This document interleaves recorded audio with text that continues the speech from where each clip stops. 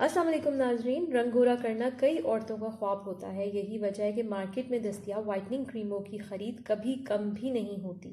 बाज़ कंपनियां तो झूठे सच्चे वादे करके लोगों को अपने प्रोडक्ट्स इस्तेमाल करने पर मजबूर करती हैं, जिनसे वक्ती तौर पर तो शायद फ़ायदा हो भी जाए लेकिन बाद में नुकसान उठाना पड़ता है।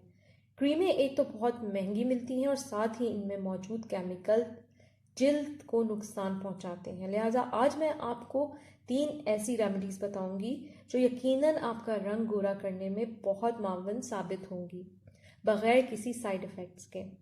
तो आइए बनाते हैं। पहली रेमेडी को बनाने के लिए आपको चाहिए 2 चम्मच खाने के दही, 2 चम्मच खाने के लीमू और 1 चम्मच खाने का दलिया। इन तीनों चीज़ों को अच्छे तरीके से मिला लें और जब इसका पेस्ट बन जाए तो मास्क बना के चेहरे पर अप्लाई करें तकरीबन 15 से 20 मिनट के लिए। इंशाल्लाह चंद दिनों में आपकी रंगत निखर जाएगी। दूसरी रेमेडी बनाने के लिए आपको चाहिए 2 टेबलस्पून जौ का आटा, 1 टेबलस्पून सूखा दूध और 2 टेबलस्पून ही आपने चीनी लेनी है। चीनी थोड़ी दानेदार लीजिएगा। हल्का सा पानी मिलाकर चेहरे और जिस्म पर इस्तेमाल करने से रंगत गोरी हो जाती है। 20 मिनट के लिए अप्लाई करें। ये एक कुदरती स्क्रब है जो आपकी रंगत बिल्कुल साफ और शफाफ कर देता है।